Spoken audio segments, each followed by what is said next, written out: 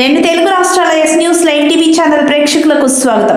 Breaking news. Kalluru మండలం చెన్నూరు గ్రామానికి చెందిన అలవాల కృష్ణయ్య అతని అన్న కొడుకులు ముగ్గురు గూడ విరిగేలా కొట్టిన సంఘటన మరవక ముందే 13/10/2025 బసవయ్య కొడుకులు కృష్ణయ్య సొంత వరిచేనులో పడేసి మారణాయుధాలతో దాడి చేసి కొట్టడం జరిగింది.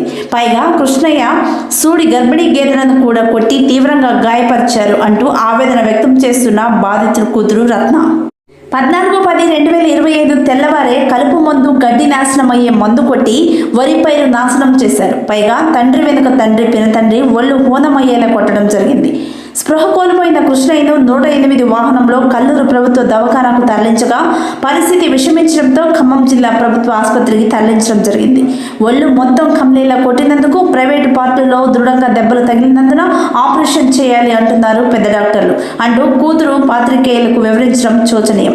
పూర్తి వివరాలు తెలియాల్సి ఉంది. Coming soon me yes news live TV ఛానల్లో మీకోసం.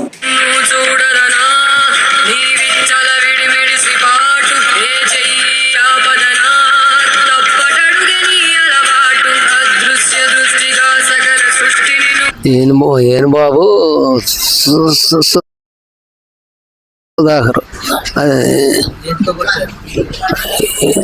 కర్రలు రాడ్డు కత్తులు కూడా తీసుకొని వచ్చి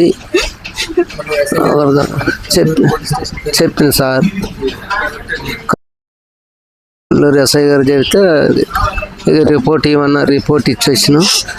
రాత్రి రిపోర్టు చేశారు, కేసు చేశారు, ఎఫ్ఐఆర్ తీసుకపోండి అని ఫోన్ చేశారు.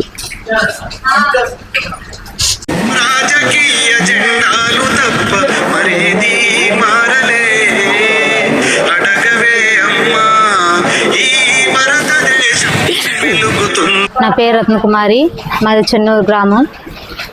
మా నాన్నగారు అయిన అలవాల కృష్ణయ్య పొలం కాడికి వెళితే నానా విధాలు మమ్మల్ని నాన్నగారిని కొట్టి మరణ ఆయుధాలతో వచ్చి ఒకళ్ళ కత్తి ఒకళ్ళ రాడ్డు కర్రలు తీసుకొని వచ్చి పడేసి కొట్టి బురదలో పడేసి కొట్టారు. కొట్టి ఇక్కడ గాయమైంది, ఇక్కడ అయింది, ఇక్కడ అయింది,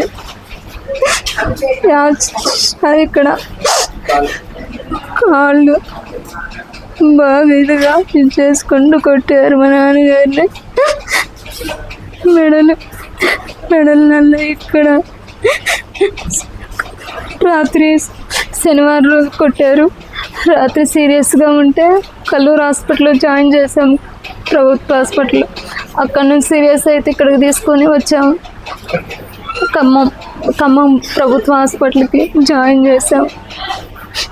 నాన్న విధాలు వాళ్ళ పేరు అలవాల బసవయ్య కొడుకులు అలవాల వేణుబాబు, అలవాల ప్రవీణ్ ఇద్దరు కలిసి నాన్నగారిని నాన్న విధాలుగా కొట్టి మా పొలం కూడా మందు కొట్టి దాని పొలం అంతా ఎండిపోయి ఉన్నది.